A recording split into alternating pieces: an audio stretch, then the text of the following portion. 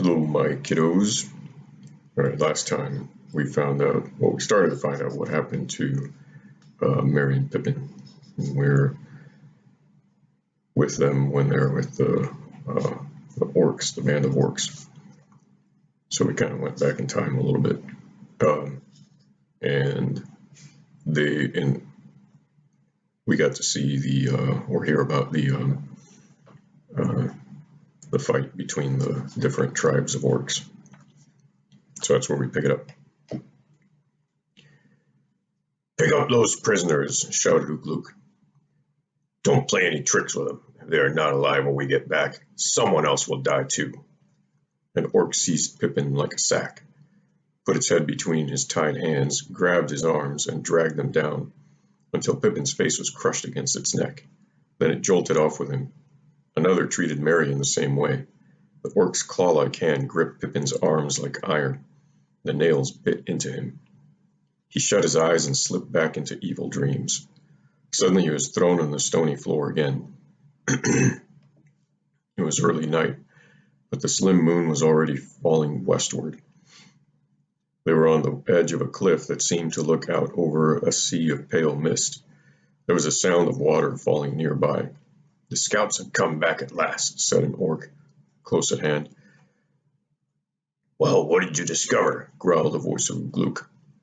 Only a single horseman. He made off westward. All's clear now. Now, I dare say, but how long? You fools, you should have shot him. He'll raise the alarm. The cursed horse breeders will hear of us by morning. Now we'll have to leg it double quick. A shadow bent over Pippin. It was Ugluk. Sit up, said the orc. My lads are tired of lugging you about. We have got to climb down, and you must use your legs. Be helpful now. No crying out, no trying to escape. We have ways of paying for tricks that you won't like, though they won't spoil your usefulness for the master. He cut the thongs around Pippin's legs and ankles, picked him up by his hair, and stood him on his feet. Pippin fell down, and Ugluk dragged him up by his hair again. Several orcs laughed. Ugluk thrust a flask between his teeth and poured some burning liquid down his throat. He felt a hot, fierce glow flow through him. The pain in his legs and ankles vanished. He could stand. Now for the other, said Ugluk. Pippin saw him go to Merry, who was lying close by, and kick him. Merry groaned. Seizing him roughly, Ugluk pulled him into a sitting position and tore the bandage off his head. Then he smeared the wound with some dark stuff out of a small wooden box. Merry cried out and struggled wildly. The orcs clapped and hooted. Can't take his medicine, they jeered. Doesn't know what's good for him. Aye, we shall have some fun later. But at the moment, Ugluk was not engaged in sport. He needed speed and had to humor unwilling followers. He was healing Merry in orc fashion, and his treatment worked swiftly. When he had forced a drink from his flask down the hobbit's throat, cut his leg bonds, and dragged him to his feet, Merry stood up, looking pale but grim and defiant, and very much alive. The gash in his forehead gave him no more trouble, but he bore a brown scar to the end of his days. Hello, Pippin, he said. So you've come on this little expedition too? Where do we get bed and breakfast? Now then, said Ugluk, none of that. Hold your tongues. No talk to one another. Any trouble will be reported at the other end, and he'll know how to pay you. You'll get bed and breakfast all right. More than you can stomach. The orc band began to descend a narrow ravine, leading down into the misty plain below. Merry and Pippin, separated by a dozen orcs or more, climbed down with them. At the bottom they stepped onto grass, and the hearts of the hobbits rose. Now straight on, shouted Ugluk. West and a little north. Follow Lugdush. Well, what are we going to do at sunrise? Said some of the northerners. Go on running, said Ugluk. What do you think? Sit on the grass and wait for the whiteskins to join the picnic? But we can't run in the sunlight. You'll run with me behind you, said Ugluk. Run, or you'll never see your beloved holes again. By the white hand, what's the use of sending out mountain maggots on a trip, only half trained? Run, curse you, run while night lasts. Then the whole company began to run with the long, loping strides of orcs. They kept no order, thrusting, jostling, and cursing, yet their speed was very great. Each hobbit had a guard of 3. Pippin was far back in the line. He wondered how long he would be able to go on at this pace. He had no food since the morning. One of his guards had a whip, but at present the orc liquor was still hot in him. His wits, too, were wide awake. Every now and again there came into his mind, unbidden, a vision of the keen face of Strider bending over a dark trail and running behind. But what could even a ranger see except a confused trail of orc feet? His own little prince and Merry's were overwhelmed by the trampling of the iron-shod shoes before them and behind them and about them. They had gone only a mile or so from the cliff when the land sloped down in a wide, shallow depression, where the ground was soft and wet. Mist lay there, pale glimmering in the last rays of the sickle moon. The dark shapes of the orcs in front grew dim, and then were swallowed up. Aye, steady now, shouted Ugluk from the rear. A sudden thought leaped into Pippin's mind, and he acted on it at once. He swerved aside to the right and dived out of the reach of his clutching guard, head first into the mist. He landed sprawling on the grass. Halt! Yelled Ugluk. There was for a moment turmoil and confusion. Pippin sprang up and ran, but the orcs were after him. Some suddenly loomed up right in front of him. No hope of escape, thought Pippin, but there is a hope that I have left some of my own marks unspoilt on the ground. He groped with his 2 tied hands at his throat, and unclasped the brooch of his cloak. Just as long arms and hard claws seized him, he let it fall. There I suppose it will lie until the end of time, he thought. I don't know why I did it. If the others have escaped, they've probably all gone with Frodo. A whip thong curled round his leg, and he stifled a cry. Enough, shouted Ugluk, running up. He's still got to run a long way yet. Make 'em both run. Just use the whip as a reminder. But that's not all, he snarled, turning to Pippin. I shan't forget. Payment is only put off. Leg it!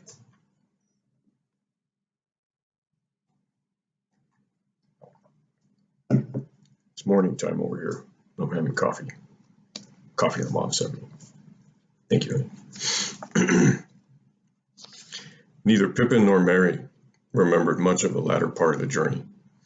Evil dreams and evil waking were blended into a long tunnel of misery, with hope growing ever fainter behind. They ran and they ran, striving to keep up the pace set by the orcs, licked every now and again with a cruel thong cunningly handled. If they halted or stumbled, they were seized and dragged for some distance. The warmth of the orc draft had gone. Pippin felt cold and sick again. Suddenly he fell face downward on the turf. Hard hands with rending nails gripped and lifted him. He was carried like a sack once more, and darkness grew round him. Whether the darkness of another night or a blindness of his eyes he could not tell. Dimly he became aware of voices clamoring. It seemed that many of the orcs were demanding a halt. Ugluk was shouting. He felt himself flung to the ground, and he lay as he fell, till black dreams took him. But he did not long escape from pain. Soon the iron grip of merciless hands was on him again. For a long time he was tossed and shaken, and then slowly the darkness gave way, and he came back to the waking world and found that it was morning. Orders were shouted, and he was thrown roughly on the grass. There he lay for a while, fighting with despair. His head swam, but from the heat of his body he guessed that he had been given another draught. An orc stooped over him and flung him some bread and a strip of raw dried flesh. He ate the stale gray bread hungrily, but not the meat. He was famished, but not yet so famished as to eat flesh flung to him by an orc, the flesh of he dared not guess what creature. He sat up and looked about. Mary was not far away. They were by the banks of a swift, narrow river. Ahead, mountains loomed. A tall peak was catching the first rays of the sun. A dark smudge of forest lay on the lower slopes before them. There was much shouting and debating among the orcs. A quarrel seemed on the point of breaking out again between the Northerners and the Isengarders. Some were pointing back away south, and some were pointing eastward. "Very well," said Ugluk.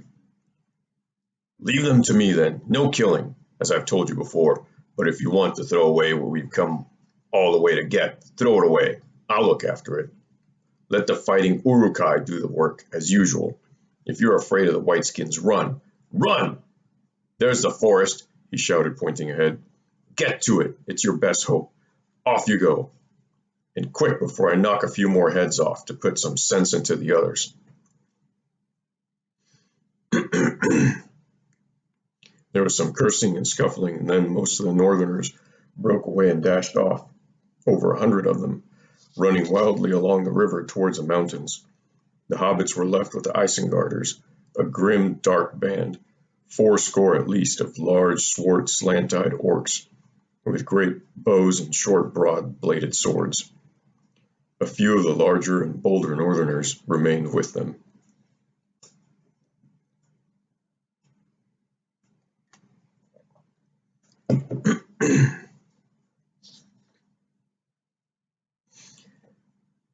"Now we'll deal with Grishnach," said Ugluk, but some, even of his own followers, were looking uneasily southward. "I know," growled Ugluk. "The cursed horse boys have got wind of us. But that's all your fault, Snaga. You and the other scouts ought to have your ears cut off. But we are the fighters. We'll feast on horseflesh yet, or something better." At that moment Pippin saw why some of the troop had been pointing eastward. From that direction there now came hoarse cries. And there was Grishnach again, and at his back a couple of score of others like him, long-armed, crooked-legged orcs. They had a red eye painted on their shields. Ugluk stepped forward to meet them. "So you've come back," he said. "Thought better of it, eh?" "I've returned to see that orders are carried out and the prisoners safe," answered Grishnach. "Indeed," said Ugluk. "Waste of effort. I'll see that orders are carried out in my command. And what else did you come back for? You went in a hurry. Did you leave anything behind?" "I left a fool," snarled Grishnach. "But there were some stout fellows with him that are too good to lose. I knew you'd lead them into a mess. I've come to help them." "Splendid," laughed Ugluk. "But unless you got some guts for fighting, you've taken the wrong way. Luke Boers was your road. The Whiteskins are coming. What's happened to your precious Nazgul? Has he had another mount shot under him? Now, if you'd brought him along, that might have been useful, if these Nazgul are all they make out." Nazgul, Nazgul," said Grishnach, shivering and licking his lips as if the world had a foul taste that he savored painfully. "You speak of what is deep beyond the reach of your muddy dreams, Ugluk," he said. "Nazgul. Ah, all that they make out. One day you'll wish that you had not said that, ape." He snarled fiercely. "You ought to know that they're the apple of the great eye. But the winged Nazgul, not yet, not yet. He won't let them show themselves across the great river yet. Not too soon. Therefore the war, and other purposes." "You seem to know a lot," said Ugluk. "More than is good for you, I guess. Perhaps those in Luke Bruce might wonder how and why. But in the meantime, Uruk-hai of Isengard can do the dirty work as usual. Don't stand slavering there. Get your rabble together. The other swine are legging it for the forest. You'd better follow. You wouldn't get back to the great river alive. Right off the mark. Now, I'll be on your heels." The Isengarders seized Merry and Pippin again and slung them on their backs. Then the troops started off. Hour after hour they ran, pausing now and again only to sling the hobbits to fresh carriers, either because they were quicker and hardier or because of some plan of Grishnach's. The Isengarders gradually passed through the orcs of Mordor, and Grishnach's folk closed in behind. Soon they were gaining also on the Northerners ahead. The forest began to draw nearer. Pippin was bruised and torn. His aching head was grated by the filthy jowl and hairy ear of the orc that held him. Immediately in front were bowed backs and tough, thick legs going up and down, unresting, as if they were made of wire and horn, beating out the nightmare seconds of an endless time.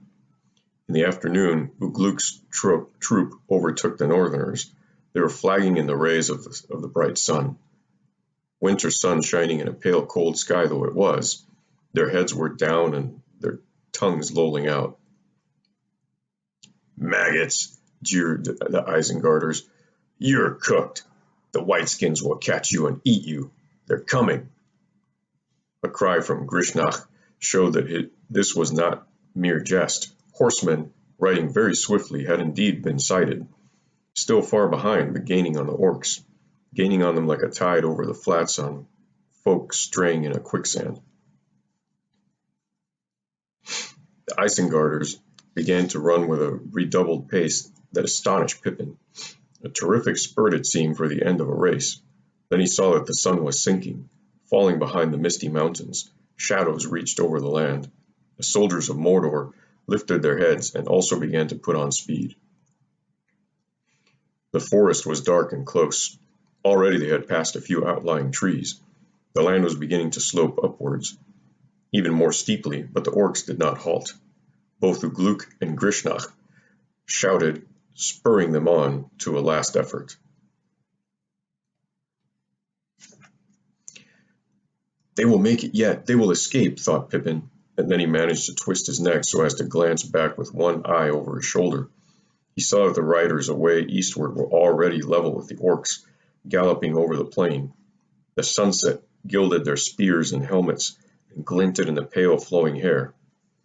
They were hemming the orcs in, preventing them from scattering and driving them along the line of the river. He wondered very much what kind of folk they were. He wished now that he had learned more in Rivendell and looked more at maps and things, but in those days the plans of the journey seemed to be in more competent hands, and he had never reckoned with being cut off from Gandalf, or from Strider, and even from Frodo. All that he could remember about Rohan was that Gandalf's horse Shadowfax had come from that land. That sounded hopeful, as far as it went. "But how will they know that we are not orcs?" he thought. "I don't suppose they've ever heard of hobbits down here. I suppose that I ought to be glad that the beastly orcs look like being destroyed, but I would rather be saved myself." The chances were that he and Merry would be killed together with their captors, before ever the men of Rohan were aware of them. A few of the riders appeared to be bowmen, skilled at shooting from a running horse. Riding swiftly into range, they shot arrows at the orcs that straggled behind, and several of them fell. Then the riders wheeled away out of the range of the answering bows of the enemy, who shot wildly, not daring to halt. This happened many times, and on one occasion arrows fell among the Isengarders. One of them, just in front of Pippin, stumbled and did not get up again. Night came down without the riders closing in for battle. Many orcs had fallen, but fully 200 remained. In the early darkness the orcs came to a hillock. The eaves of the forest were very near, probably no more than 3 furlongs away, but they could go no further. The horsemen had encircled them. A small band disobeyed Ugluk's command and ran on towards the forest. Only 3 returned. "Well, here we are," answered Grishnach. "Fine leadership. I hope the great Ugluk will lead us out again." "Put those halflings down," ordered Ugluk, taking no notice of Grishnach. "You, Lugdush, get 2 others and stand guard over them. They're not to be killed unless the filthy whiteskins break through. Understand? As long as I'm alive, I want them. But they're not to cry out, and they're not to be rescued. Bind their legs." The last part of the order was carried out mercilessly, but Pippin found that for the first time he was close to Merry. The orcs were making a great deal of noise, shouting and clashing their weapons, and the hobbits managed to whisper together for a while. "I don't think much of this," said Merry. "I feel nearly done in. Don't think I could crawl away far even if I was free."